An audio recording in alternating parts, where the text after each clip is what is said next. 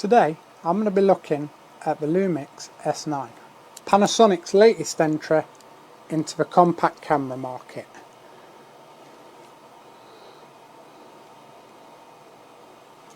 Well, I say compact camera, I actually think Panasonic might be trying to create their own genre, if you will, with this. It's squarely aimed at anybody into content creation for social media, people who want quick, fast, really good looking footage and they want it online fast. This could be the one for you. It's got a full frame sensor. It's taken from their S5 Mark II and the S5 Mark IIX, which in themselves are pretty serious cameras. So the video quality, top notch. Photo quality, 24 megapixels, again, par for the course, real full frame goodness.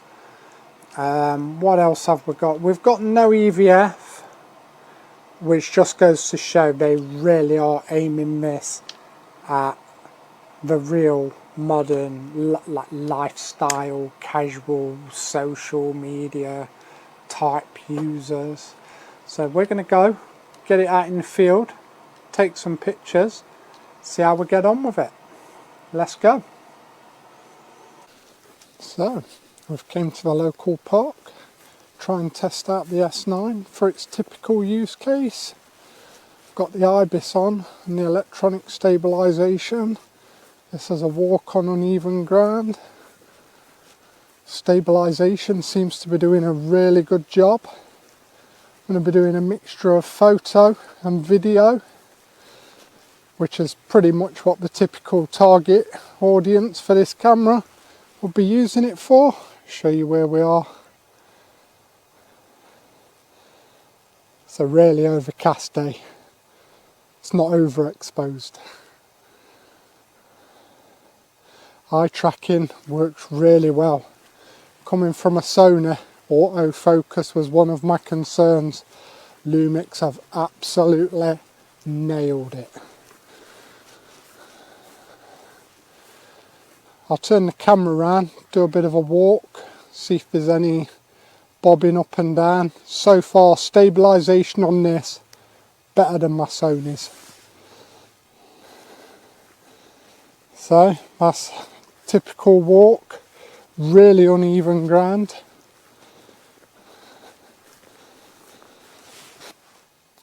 Video specs for this camera, really good. Full frame sensor, 6K open gate, which shoots a bigger format than regular 16:9. So one shot, you can also get your 16:9 horizontals and also your verticals for social media. Saves having to shoot stuff twice. Autofocus in video and photo over 700 points. Autofocus so far has actually been way better than expected. We've got 6K at up to 30 frames. I'll do 4K 60 I believe with a slight crop.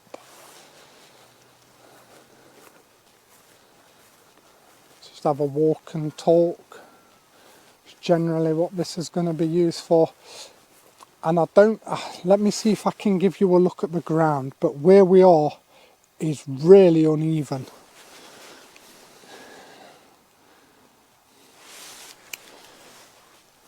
Full of potholes, little ruts, and so far this stabilisation seems to be doing a really good job.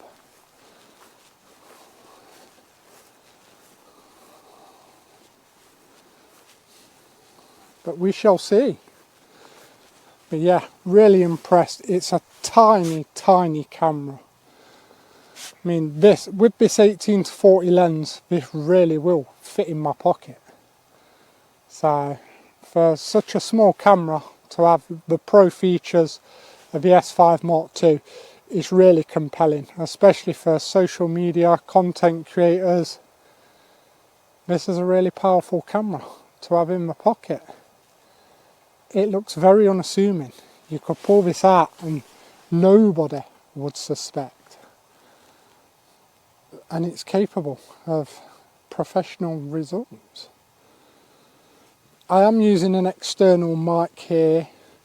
Internal audio is alright. I'd say use it indoors if it's quiet and you don't have many fans or ambient noise.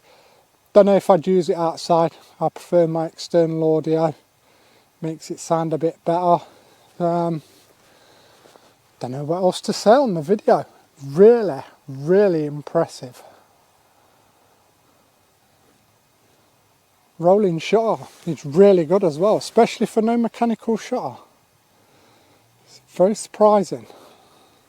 My daily camera is a Sony a7 IV, and I would say, slightly begrudgingly, stabilisation on this absolutely smokes my a7 IV. Picture quality seems the same, low light. Really good footage, easy to grade. Suppose the bonus with this S9 is the real-time LUTs. You can apply real-time LUTs from your favourite creators, or as I've discovered, and this is another why don't we have that feature on other brands, I can take a clip into DaVinci, colour code it, right click it in the colour tab, export it as a LUT, send it directly to this camera and shoot real time with my colour grade already on, which, as anybody into video knows, will save a lot of time. I suppose the downside to that is you've baked profile in, so there's ups and downs to everything, but that is a feature I will use a lot. In fact, I'm using right now. Photo wise, 24 megapixels. The 18 to 40 is really small. I believe it's the world's smallest full frame zoom lens.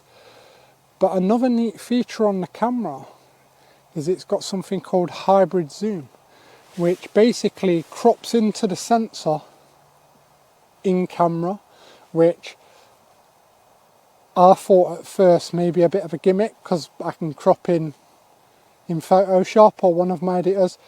But while you're out and in camera and actually zooming, it just makes the experience of taking the photos that much better. Because instead of taking a wide shot, relying on a crop later, I can do it in camera and still get into the moment. So it makes the actual photography quite a lot better. But we've got a lot of field to walk through to get to where we're going. So I'll do a bit of walking, and we'll come back and take some photos.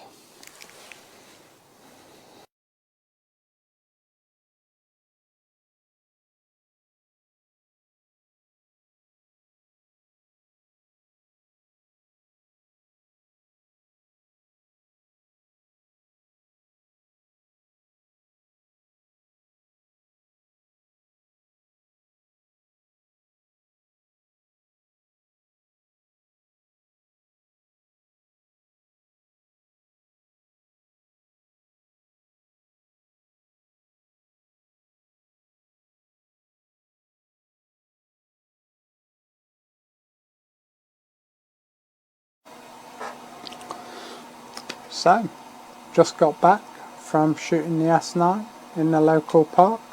We got a few good pictures. Quite a good place to go. There's a large selection of birds there. Good walk.